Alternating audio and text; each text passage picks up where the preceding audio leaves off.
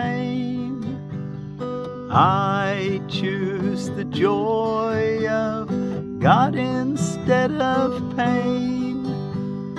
I choose the joy of God instead of pain.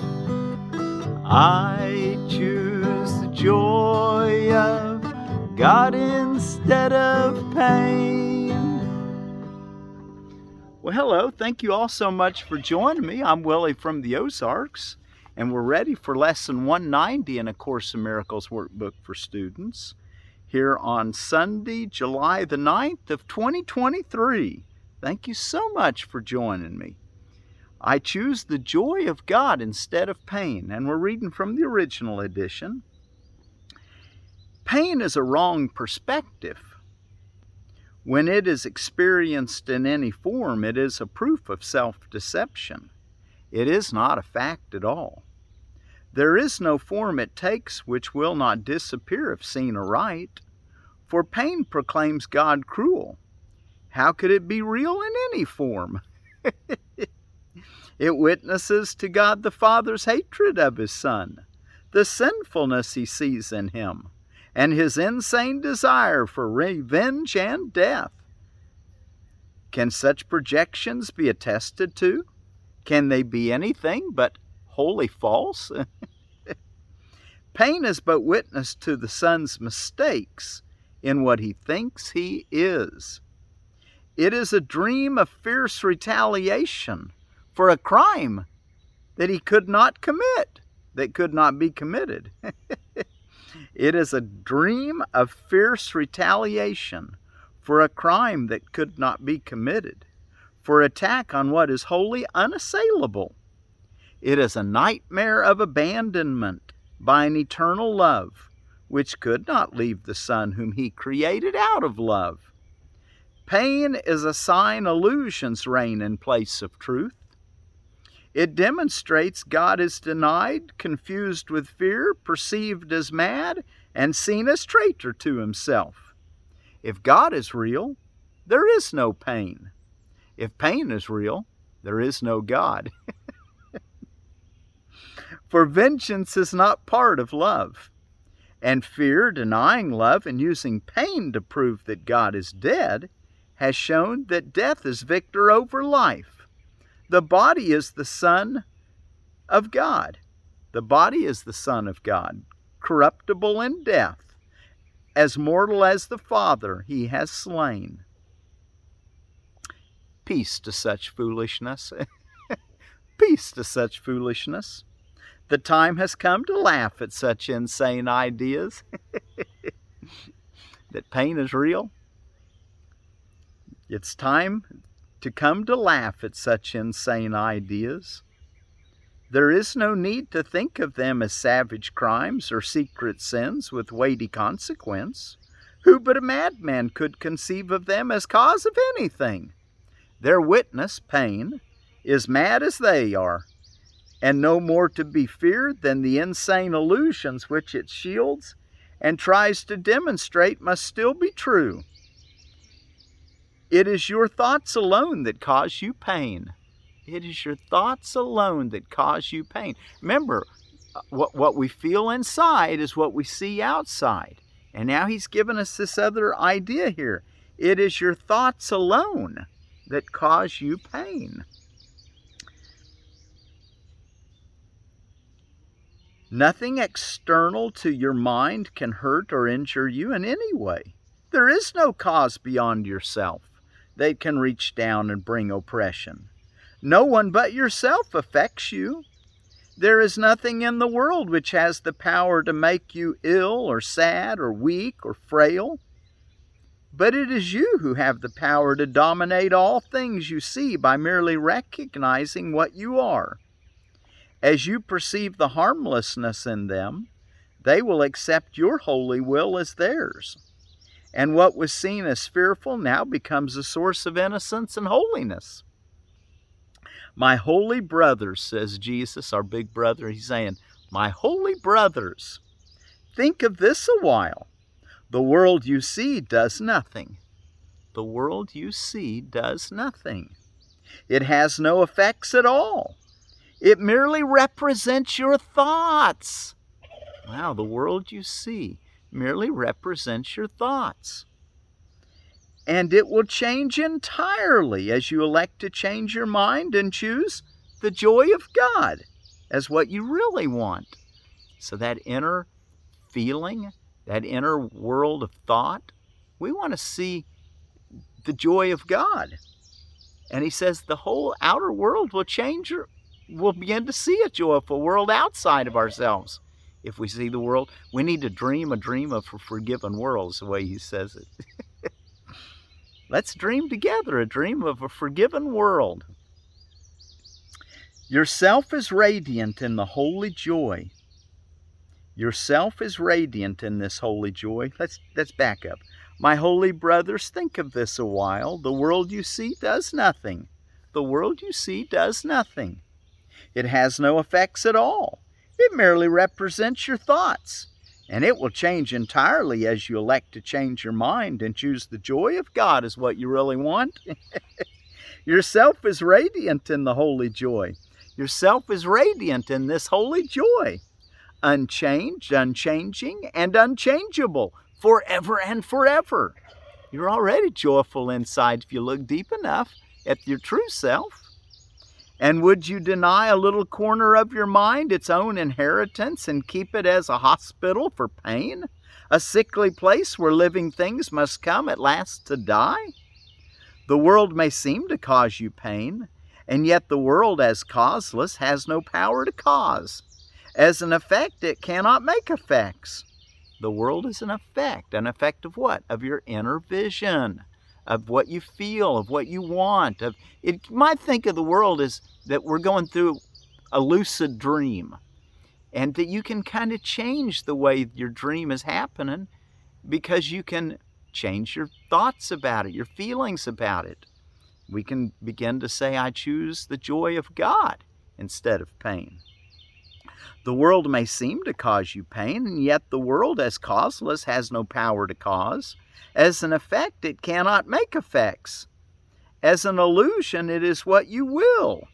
Your idle wishes represent its pains. Your idle wishes represent its pains. Your strange desires bring its evil dreams. Your thoughts of death envelop it in fear, while in your kind forgiveness does it live. We want to dream a dream of a forgiven world. I choose the joy of God instead of pain. Paragraph 8. Pain is the thought of evil taking form and working havoc in your holy mind. Pain is the ransom you have gladly paid not to be free. In pain is God denied the Son he loves. In pain does fear appear to triumph over love, and time replace eternity in heaven. And the world becomes a cruel and bitter place, where sorrow rules and little joys give way before the onslaught of the savage pain that waits to end all joy in misery. Lay down your arms and come without defense into the quiet place, where heaven's peace holds all things still at last. Lay down your arms and come without defense. Remember, in my defenselessness, my safety lies. Lay down your arms and come without defense into the quiet place, where heaven's peace holds all things still at last. Lay down all thoughts of danger and of fear. Let no attack thought enter with you. Let no attack enter with you. Lay down the cruel sword of judgment that you hold against your throat, and put aside the withering assaults with which you seek to hide your holiness. Here will you understand there is no pain. Here does the joy of God belong to you. This is the day when it is given you to realize the lesson which contains all of salvation's power. Wow, listen to this. This is the day when it is given you to realize the lesson which contains all of salvation's power. It is this: pain is illusion, joy reality. Pain is illusion, joy reality. Pain is but sleep. Joy is awakening. Pain is deception. Joy alone is truth. And so again, we make the only choice that ever can be made. We choose between truth and illusions. And so again, we make the only choice that ever can be made. We choose between illusions and the truth, or pain and joy, or hell and heaven. Let our gratitude unto our teacher fill our hearts as we are free to choose our joy instead of pain, our holiness in place of sin, the peace of God instead of conflict, and the light of heaven for the darkness of the world. I choose the joy of God instead of pain. I love it when he says, there in paragraph 3, he says, pain is a sign, illusions reign in place of truth. It demonstrates God is denied, confused with fear, perceived as madness, and seen as traitor to himself. If God is real, there is no pain. If pain is real, there is no God. For vengeance is not part of love, and fear denying love and using pain to prove that God is dead has shown that death is victor over life. The body is the Son of God, corruptible in death. As mortal as the Father he has slain. Peace to such foolishness. The time has come to laugh at such insane ideas. Let's learn to laugh a little more at these insane ideas that we can conjure up in our disconnected state in mind. Let's be connected to the Holy One and see that I choose the joy of God instead of pain. That's our reality anyway. Let's choose it. Okay, let's go take a look at our text reading.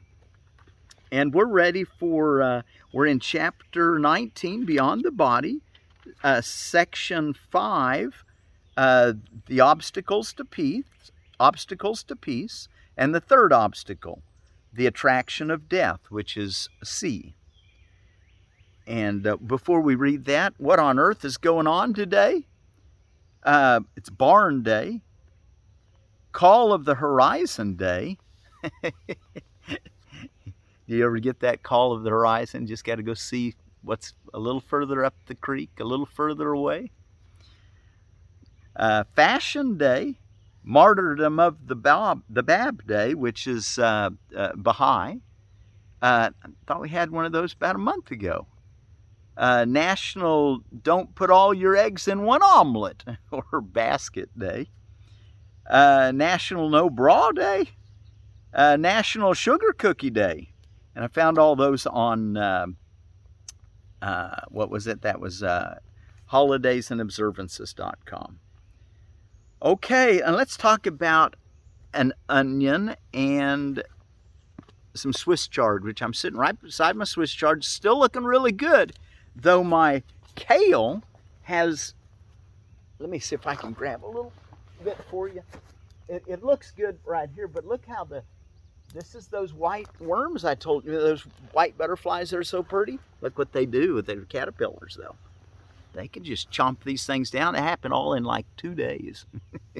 So they're going to be hit hard here. So I want to harvest these. I was going to harvest them Saturday. They may not last that long. Well, I'm a few days before you on our time. So I was going to harvest them in 2 or 3 days from now. But it doesn't look like I'm going to make it. So I've got quite a bit of them taken in and dried. And see how they turn into kind of a walking stick. I don't know if you can even see that down there. But they'll keep getting taller. And the new growth is not affected yet. And maybe it'll withstand it and overpower it. I haven't really found a good solution for that. But I did find this that I thought was kind of neat. And the Gurneys under the Walla Walla. Well, let me just tell you about the Walla Walla, which I thought we talked about before, but I want to talk about it again. Walla Walla onion, which is an Allium cepa. This firm textured onion is a pantry staple. Harvest the sweet 4-inch golden skinned bulbs early for the mildest flavor. Performs exceptionally well in the north. It's a long day onion. And they're saying approximately 300 seeds per packet, so maybe you can grow these from seed, which is kind of unusual. Most people start their onions from bulbs. I've not really done real good. I always have onions growing, but I usually pick them as green onions and eat them before they get big, which I need to learn to start growing some big onions because I eat a lot of them. So that's what we're doing. We're learning together, aren't we? But it says here in the Gurney's tips from the farm, onion plants and sets should be planted outdoors about 4 weeks prior to your frost-free date. Fertilize monthly with onions alive fertilizer. Harvest your onions by pulling the bulbs from gently loosened soil and then laying them down to cure. Once harvested, plan on curing for up to 10 days. If necessary, move the bulbs to a covered area to protect from rain. Onions are fully cured when the green tops have dried and turned brown. And it says that a garden companion is kale. The shallow roots of onions are easily disturbed when weeds encroach and need to be pulled. Plant kale between your onion rows to shade out weeds and moderate soil temperature. As a bonus, the strongly scented onion plants can camouflage kale plants from pests like the aphids and cabbage moths. That was cabbage moth, okay? So I'm thinking I need to work better with companion planting and plant my onions and my kale. What else did it say here? I think that's probably all out of the Gurneys. So anyway, I just kind of wanted to show you. Look how nice and even those cabbage moths are called cabbage moths. They affect other plants too.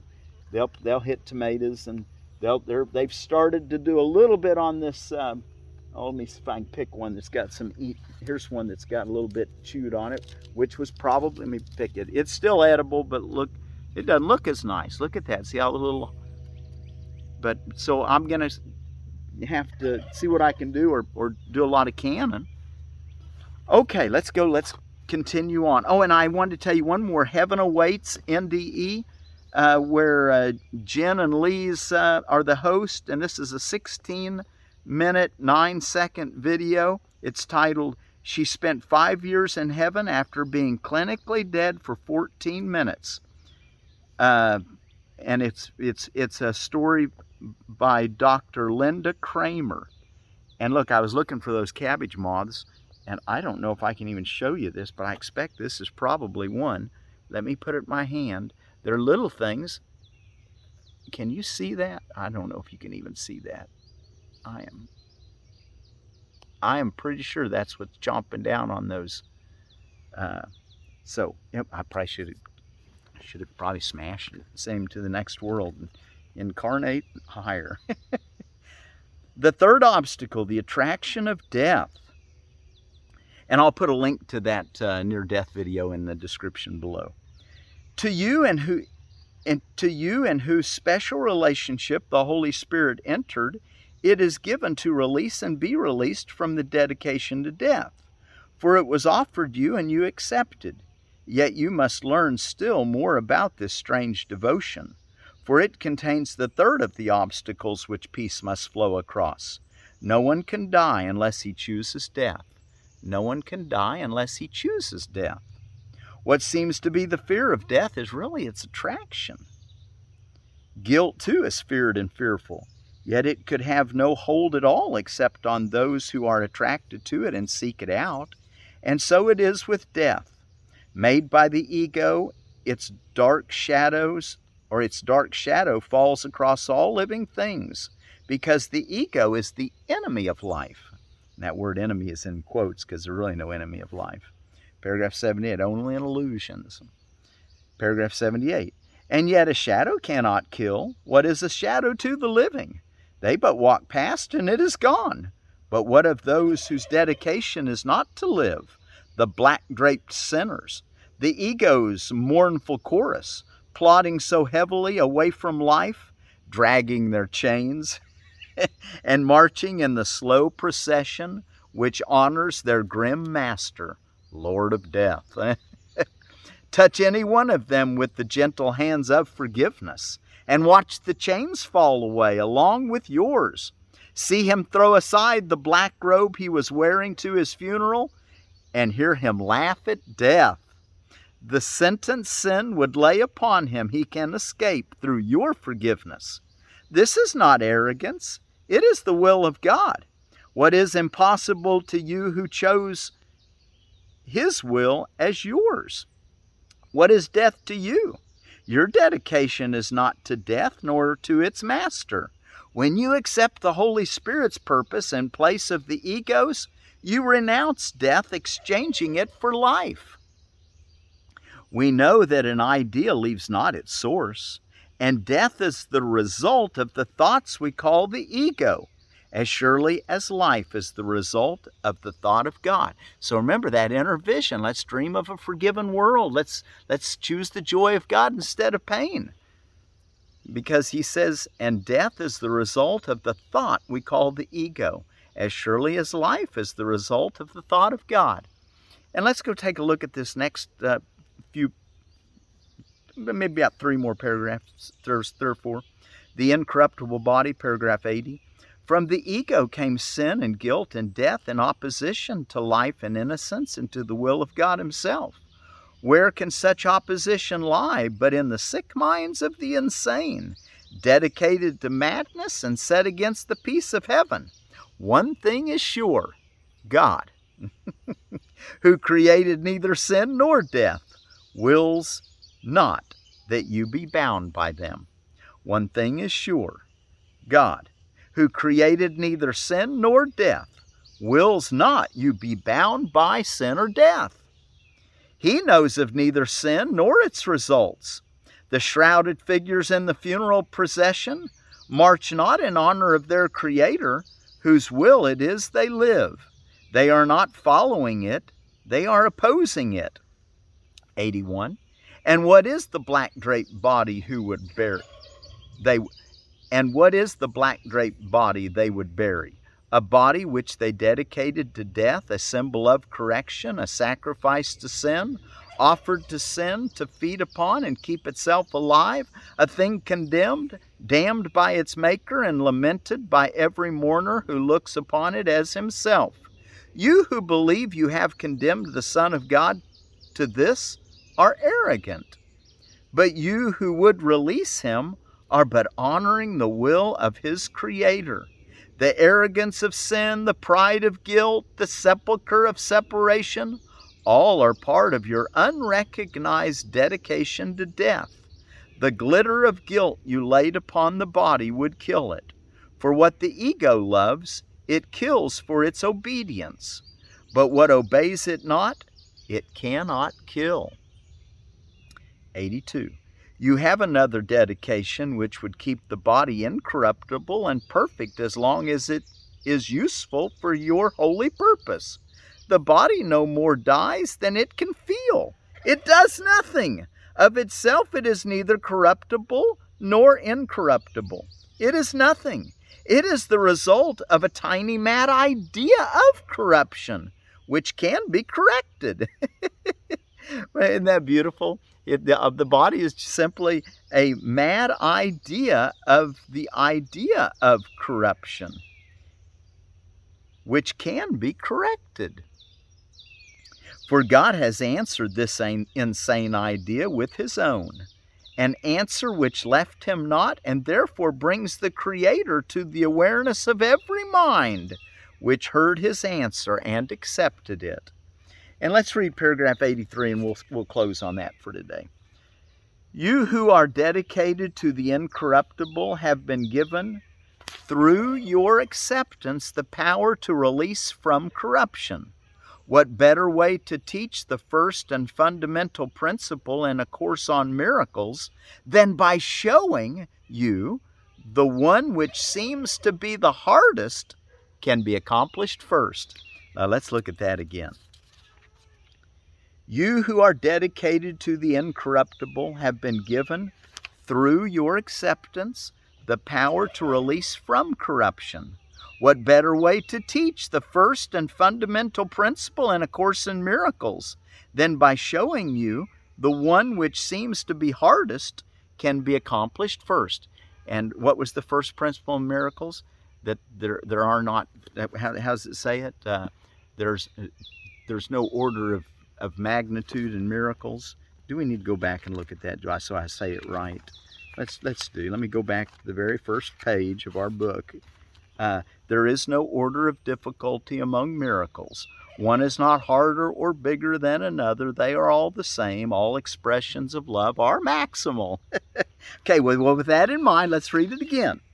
You who are dedicated to the incorruptible have been given through your acceptance the power to release from corruption. What better way to teach the first and fundamental principle in a course on miracles than by showing you the one which seems to be the hardest can be accomplished first. The body can but serve your purpose. As you look upon it, so will it seem to be. Death, were it true, would be the final and complete disruption of communication, which is the ego's goal. But we've learned to accept the Holy Spirit's as our guide. We're disciples of the Holy Spirit instead of what? Disciples of the ego. Let's start dreaming a dream of a forgiven world together. Okay, well today let's just remember the joy of God is my inheritance. The joy of God is my inheritance.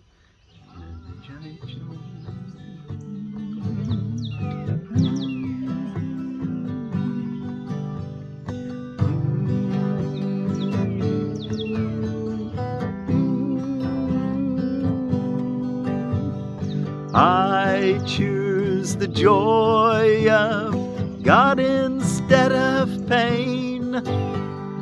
I choose the joy of God instead of pain.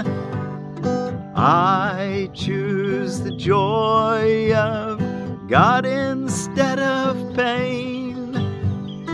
I choose the joy of God instead of pain.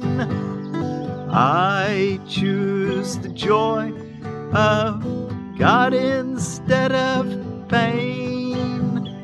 I choose the joy of God instead of pain. Well, let's go our way today choosing the joy of God instead of pain.